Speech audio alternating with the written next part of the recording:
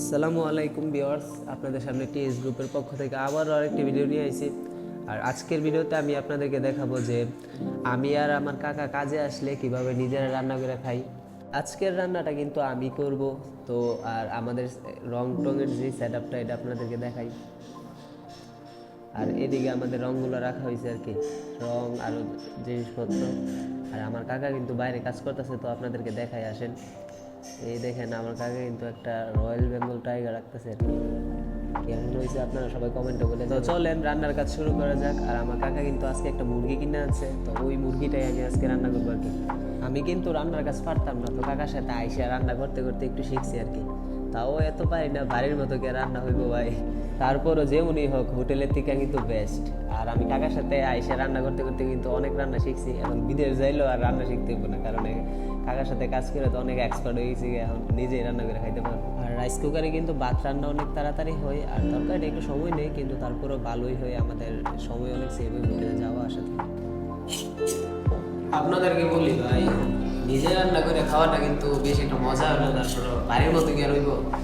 আর বাড়ির রান্নার লোকে কিন্তু ভাই তুলনাই নেই, কিন্তু কাজে যেহেতু আইসি তো রান্না করে তো খাইতে হবেই না।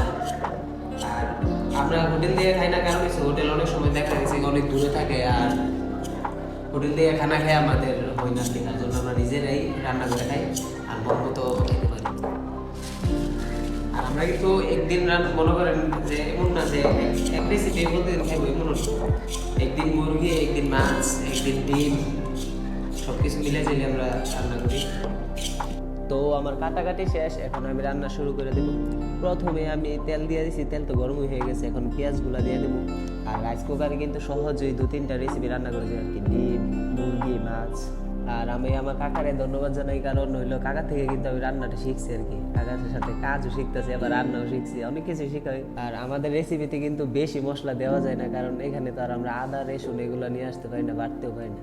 তো আমরা বেশিরভাগ সময় দেখা গেছে কি মুরগির মশলা দিয়ে রান্না করি, আর একটু জাল টাল হওয়ার লাগে মরিচ দেই, তারপরে হলুদ এগুলো দিয়ে, কাঁচামরিচ দিয়ে দিই একটু জালের লেগে আর কি। আর রাইস কুকারে কিন্তু অনেক সহজে রান্না করা যায়, বিশেষ করে যে এখনকার জেনারেশনের পোলাপাইন হইতেছে, তারাও কিন্তু চাইলে রাইস কুকারে রান্না করে খাইতে পারবো আর কি। বিদেশ গেলে যে রান্না পারে না, এটা পারে না, আমার মতো কিন্তু আপনারা রাইস কুকারে রান্না করে খাইতে পারবেন।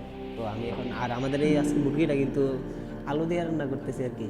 তো দেখেন ফাইনালি অনেক সুন্দর একটা ফ্লেভার আসতেছে।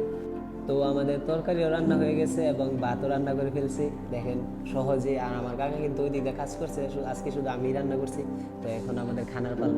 আর যে যেটাই বলুক ভাই, আমরা কিন্তু কাম করি শুধু খাওয়ানোর লেগে। তো আগে এসে পেট ভরে খাইবেন, তারপর এসে কাজ করবেন। তো আমরা কিন্তু ভালো মন্দ আগে খাই, তারপরে কাজ করি আর কি। আর আজকের ভিডিও এই পর্যন্তই। আর আমাদের ভিডিও ভালো লাগলে অবশ্যই কমেন্টে জানিয়ে দেবেন। আসসালামু আলাইকুম।